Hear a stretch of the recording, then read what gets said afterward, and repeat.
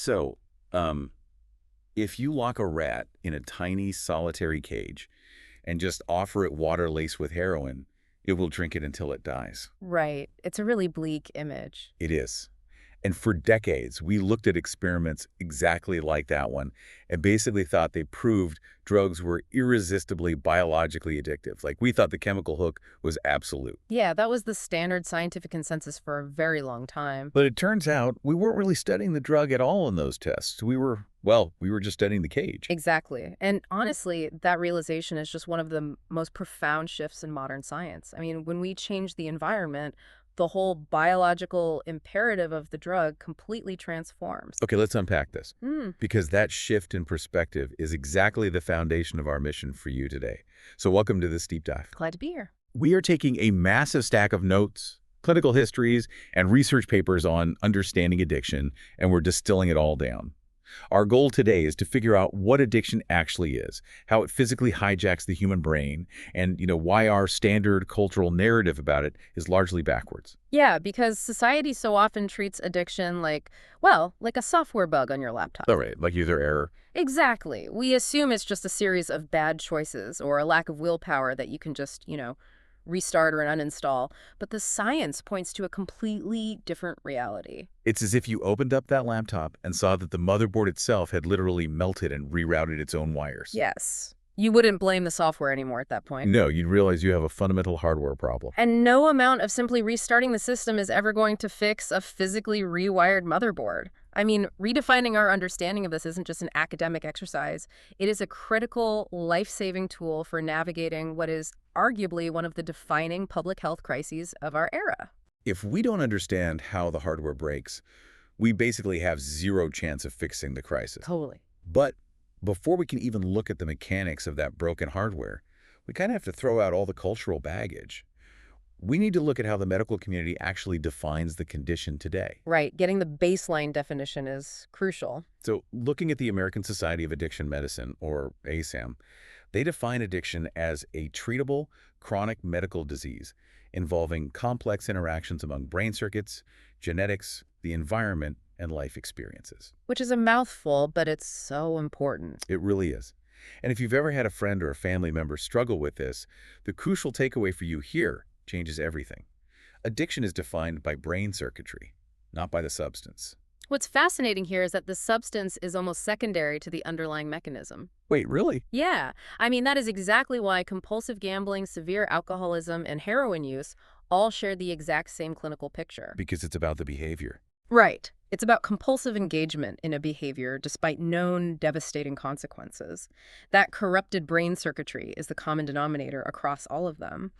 And interestingly, the etymology of the word itself shows that humanity kind of intuitively understood this centuries before we had MRI machines to map out those brain circuits. Oh, right. I saw that in the notes. The word comes from the Latin root adicere, right? Yes. And originally, it had absolutely nothing to do with medicine or substances. It was a legal term, wasn't it, in ancient Rome? Exactly. It literally translates to bind to or to enslave to.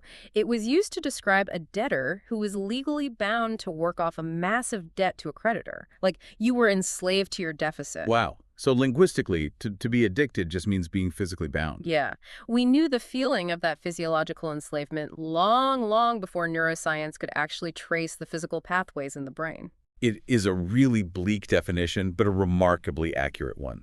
Yeah. Though, for centuries, our model for dealing with this was purely moral, right? Mm-hmm. Society basically just told people they were weak or sinful, and they just needed more willpower or, a harsher punishment. Yeah, the moral failing model.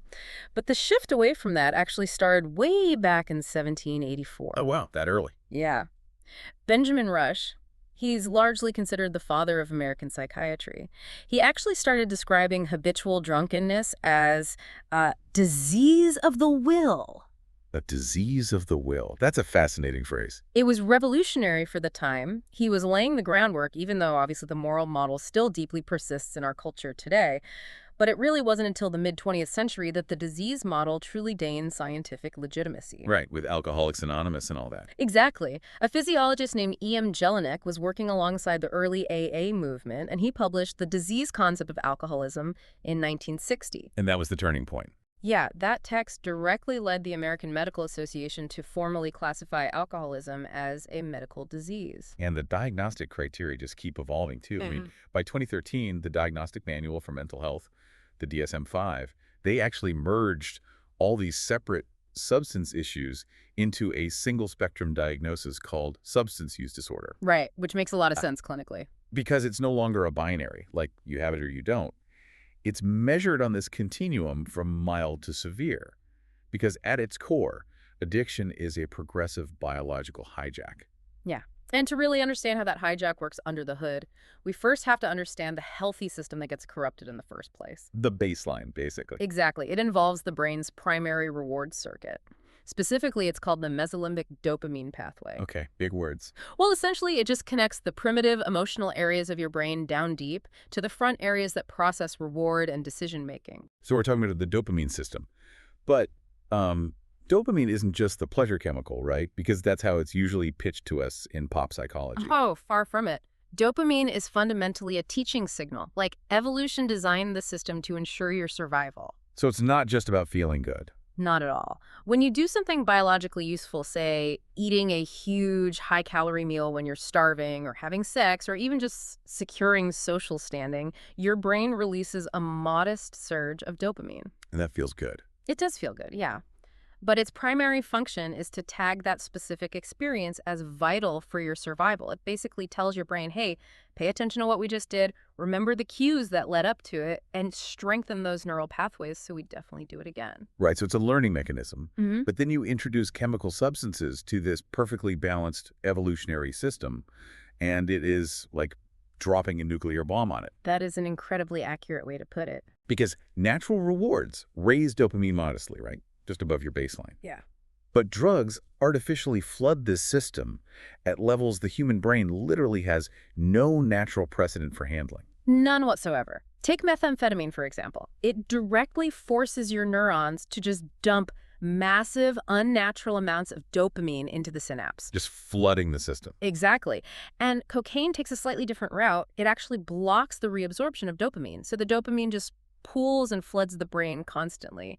You get this signal that is a massive multiple of your normal baseline. And the brain is this delicate ecosystem. It can't possibly survive that level of constant chemical stimulation, right? Yeah, it would fry itself. So it initiates a defensive adaptation. It's a process called downregulation. Downregulation. Yeah. To compensate for this artificial chemical tsunami, the brain actually removes its own dopamine receptors from the cell walls, and it slows down its natural dopamine production entirely. Wow. It's literally pulling the receivers out of the wall because the music is just too loud. That is exactly what's happening physically, and this is where the physical feeling of withdrawal comes from. Which isn't just like feeling physically sick with a flu or something. No, it's much deeper. Because your brain has physically removed its dopamine receptors, your natural reward signaling is fundamentally blunted. So nothing feels good. Right. A sunny day, a hug from a loved one, a great meal, things that used to bring you joy, they now register as absolutely nothing in the brain. That's horrifying. It is.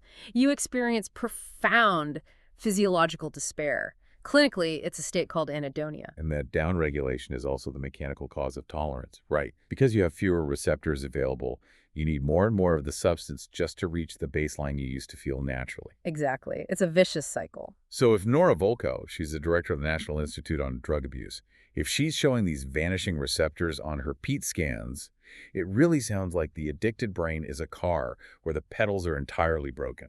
I love that analogy. Like, the craving generated in the limbic system is a gas pedal jammed all the way down to the floorboards. But at the exact same time, the prefrontal cortex, the part of the brain responsible for logic and judgment and impulse control, there's a brake pad that's been completely worn thin by the downregulation. That is a perfect visualization of the biological reality. You have maximum drive with absolutely no top-down control to stop it. Boy, I have a question about this. I always thought wanting a drink and liking a drink were the exact same emotion. But looking at the sources specifically, the incentive sensitization theory by neuroscientists Kent Berridge and Terry Robinson, It sounds like the brain actually splits those into two completely different biological processes. They're completely distinct neurological systems, yes. How does that even work? Well, with repeated substance use, the brain's wanting system, that mesolimbic dopamine craving we just talked about, it becomes hypersensitized, so the urge gets stronger and stronger. Right. But the actual pleasurable effect of the liking system that diminishes or plateaus because of the tolerance we just discussed. So the craving vastly outpaces the pleasure. Exactly. People in advanced stages of addiction are compelled to seek a substance that no longer provides a high. They're driven by this intense craving they physically cannot control. They are literally chasing something they don't even like anymore. God, that completely shatters the cultural assumption that addiction is just someone selfishly chasing pleasure. They aren't chasing pleasure at all. They're physically trapped by a survival mechanism gone rogue. Precisely. But, okay, here's where it gets really interesting. If the hardware is that profoundly rewired, it sounds like chemical exposure guarantees addiction, right? Full stop. That's what we used to think. Yeah, but this brings us back to the rat in the cage from the beginning. The historical evidence proves neurochemistry is only half the story here. Environment is the missing piece of the puzzle, completely. In the late 1970s, a researcher named Bruce Alexander at Simon Fraser University looked back at those older experiments, the ones where isolated rats drank themselves to death with morphine. Right, the classic study. Yeah, and he realized the rats were in solitary confinement. They had nothing else to do. So to test whether it was really the drug or the environment causing the addiction, he built Rat Park. Rat Park. It was this massive, colorful enclosure. It had toys, running wheels, social interaction, mating, everything a rat could want. And he gave the rats in Rat Park the exact same choice between regular water and morphine water. And the results were crazy. The rats in Rat Park rarely touched the morphine, even when he sweetened it to mask the bitter taste. Right. They had stimulation, connection, and a rich environment, so they just didn't need the chemical escape. And if you want a human equivalent for you guys listening, look at the Vietnam War. In 1974, researcher Lee Robbins published a massive study on U.S. enlisted men in Vietnam. Roughly 20% of them developed a severe addiction to heroin during their deployment. Which is a staggering number. It is. The U.S. government was terrified that this massive epidemic was about to hit the mainland when all these troops returned home. But when Robbins followed up a year after they came back, only about 5% of those who were addicted in Vietnam had relapsed. It completely upends the pure chemical hook theory. I mean, we are talking about the exact same brain exposed to the exact same highly addictive drug. But the environment changed. Dramatically, when you remove that brain from the severe stress, trauma, and profound isolation of a war zone, and you place it back into a supportive home environment, the behavior changes completely. The environment basically acts as a protective factor, which kind of makes me think of the addictive personality myth. People often assume that some of those soldiers or some of those isolated rats just had a genetic personality type that doomed them from the start. Right. But there is absolutely no single personality profile that predicts addiction. What actually predicts risk is a combination of genetics, which accounts for about 40 to 60% of a person's vulnerability, heavily combined with environmental factors. Like what kind of factors? Things like childhood trauma, chronic stress, extreme poverty, and isolation. It is always a collision of biology and environment, not some fixed personality flaw. Wow. Now, journalist Johan Hari famously popularized this concept with the phrase, "The opposite of addiction is connection." That's a great quote. It is a beautiful sentiment, and it rightly shifted public focus toward reducing isolation. But neuroscientists frequently warn against oversimplifying it too much. Right, because you can't just hug away severe downregulation. Precisely. If you have severe established neuroadaptation, those missing receptors and improved social life isn't going to magically regenerate your dopamine receptors overnight. The hardware is still broken. Yes. The chemical realities don't just disappear because the environment improved. Patients need both medical intervention and profound social connection. Okay, so Rat Park in Vietnam show us that a traumatic, stressful environment really drives addiction. But how do you explain the opioid crisis, though? That's the tragic counterpoint. Right, because in the late 1990s, we had millions of Americans in comfortable suburban homes with good families and jobs developing profound addictions to prescription OxyContin.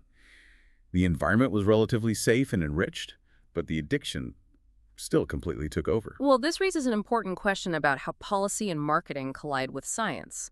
That tragedy occurred because aggressive corporate marketing actively exploited a fundamental misunderstanding of the science within the medical community itself. You're talking about Purdue Pharma. Yes. Starting in 1996, Purdue heavily marketed OxyContin by deliberately misrepresenting a tiny 5-sentence letter to the editor. Wait, 5 sentences? Literally just 5 sentences. This letter was written by 2 doctors, Jick and Porter, and it was published in the New England Journal of Medicine back in 1980.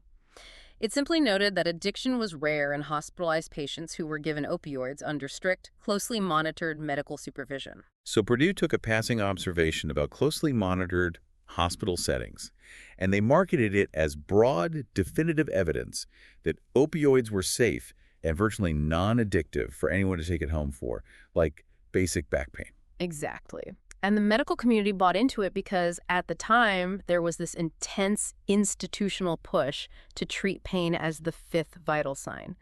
Doctors were heavily pressured to eliminate patient pain entirely. But Purdue essentially blurred the critical medical distinction between physical dependence and actual addiction, didn't they? Yes, they completely conflated the two. Because if you've ever had a family member taking opioids for, say, severe cancer pain, you've seen dependence firsthand.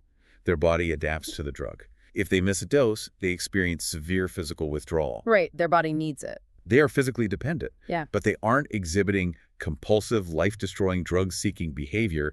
They aren't robbing pharmacies or abandoning their families to secure the drug. You can have severe physical dependence without the behavioral pathology of addiction. Exactly. But by conflating the two, Purdue convinced doctors that as long as the pain was real, addiction simply wouldn't happen. Which is horrifying. It led to a massive wave of overprescribing. And that drove millions of everyday people into prescription addiction, which eventually transitioned into the illicit heroin and fentanyl crisis we see today. We're talking about tens of thousands of overdose deaths annually because of this. And this catastrophic policy failure brings us to a massive ongoing scientific debate in the sources, because we have 2 very different camps arguing over how to define what we're actually dealing with here. Right, the fundamental nature of the condition. Yeah. On one side, you have the brain disease model. This is championed by Alan Leshner and the National Institute on Drug Abuse. They argue that because drugs physically alter brain structure through the downregulation we discussed, addiction absolutely must be treated as a chronic medical condition. And this model is vital because it actively fights stigma. It pushes for healthcare interventions rather than just throwing people in prison to fuel the old war on drugs mentality. Exactly. But on the other side, you have the learning and choice model, advocated by researchers like Mark Lewis and Gene Heyman. Lewis argues that calling addiction a fixed brain disease actually strips individuals of their agency. He views it as a disorder of development, right? Yeah. He points out that the brain changes we see in addiction are actually really similar to the neuroplasticity that occurs when we fall deeply in love or when we master a highly complex skill. It is an extreme entrenched form of deep learning and reinforcement, rather than a purely pathological disease state. It's a really compelling argument. I honestly have to actively push back on the strict disease model myself, based on the research here. Yeah, really? Yeah, because the data shows that a massive share of people who meet the clinical criteria for substance use disorder actually mature out of it in their late 20s or 30s. That's true. The spontaneous recovery rates are high. They get a new job, they become a parent, their life circumstances shift, and they simply stop using, often without any formal medical treatment. Nobody matures out of a chronic disease like type 1 diabetes just because they got a promotion. So forcing addiction entirely into a strict disease framework seems to ignore a lot of real-world human behavior. It is a highly valid pushback, and the reconciliation between these 2 camps is basically that addiction exists on a very wide spectrum. Okay, a spectrum makes sense. Right. At the severe end of the spectrum, the neuroadaptation is so profound that the individual has virtually zero top-down control. At that point, it functions exactly like a chronic disease requiring intensive medical intervention. The brakes are fully gone. Exactly. But for many individuals on the milder end of the spectrum, it behaves much more like a deeply entrenched maladaptive habit that can actually be unlearned as their environment and motivations shift. But when we ignore that nuance as a society, we end up funding public programs that fundamentally misunderstand how the brain works. Like DARE. Yes. Look at the DRE program Drug Abuse Resistance Education launched in 1983. It was in almost every single school in America. But rigorous long-term outcome studies found it had absolutely no significant effect on reducing drug use among teens. Because DARE relied entirely on logical education, it tried to teach kids that drugs were bad for their future. But as we just established, addiction hijacks the primitive limbic reward It's center. the primitive part. Right, you cannot logic someone out of a biological urge by appealing to a teenager's notoriously underdeveloped prefrontal cortex. You are talking to the brake pedal, but the gas pedal is what ultimately dictates the behavior. It's a massive cautionary tale that good intentions absolutely do not equal evidence-based effectiveness. So what does this all mean for you listening? Why does understanding this incredibly complex interplay of dopamine, environment, and history actually matter? Well, it matters because replacing societal shame with rigorous science fundamentally changes how we treat human beings. When we view addiction through this evidence-based lens, we stop relying on sheer punishment. This understanding actually paved the way for drug courts, which prioritize rehabilitation over prison sentences. It drives harm reduction strategies too, like needle exchanges to prevent the spread of infectious diseases and the widespread distribution of Narcan to immediately reverse fatal overdoses. It also completely validates medication-assisted treatment. When we understand that a severely downregulated brain physically lacks the brakes to stop a craving, we can use medications like methadone or buprenorphine to stabilize that brain chemistry, rather than just demanding pure abstinence and willpower from a broken system. And under this chronic disease framework, relapse is no longer viewed as a moral failure or proof that the person just didn't try hard enough. Right. Clinically, a relapse is viewed exactly the same way a doctor views a blood sugar spike in a diabetic patient or an asthma attack in an asthmatic. It is simply a symptom of a chronic condition recurring. It just means the treatment plan needs to be adjusted. That reframing is so powerful. And if we connect all of this to the bigger picture, the framework we've explored today is rapidly expanding beyond just chemical substances. Yes, into behavior. Exactly. The DSM-5 officially added gambling disorder as a diagnosable condition, and the World Health Organization recently recognized gaming disorder. We're taking this exact same neuroscience, dopamine, reward prediction, downregulation, and craving and applying it to behavioral addictions. And this is where the implications become highly relevant to daily life. I mean, if we connect this to the bigger picture, think about your smartphone. Oh boy. Multi-billion-dollar tech companies employ massive design teams whose sole purpose is to engineer applications using variable reward mechanics directly borrowed from casino slot machines. Like the infinite scroll. The infinite scroll, the unpredictability of push notifications, the randomized validation of social media likes these features are purposefully designed to target and exploit the exact mesolimbic dopamine pathway we have spent this entire time discussing. Wow. They are artificially surging our dopamine levels to force the brain to tag their app as essential for our survival. They are literally hypersensitizing our wanting systems. Exactly. If Bruce Alexander's rat park experiment proved that environment dictates addiction risk just as much as our biology, we have to look really closely at the environment we currently inhabit. Our daily digital environment is actively engineered by corporations to constantly bypass our prefrontal cortex and hijack our reward circuitry. At what point does our normal, modern digital life cross the line into a societally engineered behavioral addiction? Are we all just living in a massive digital rat park? I'm going to leave you to mull over that question the next time you pull out your phone to mindlessly scroll. Are you making a conscious choice, or is your hardware being slowly rewired by your environment? Thank you for coming along on this deep dive with us. Take care, and we'll catch you next time.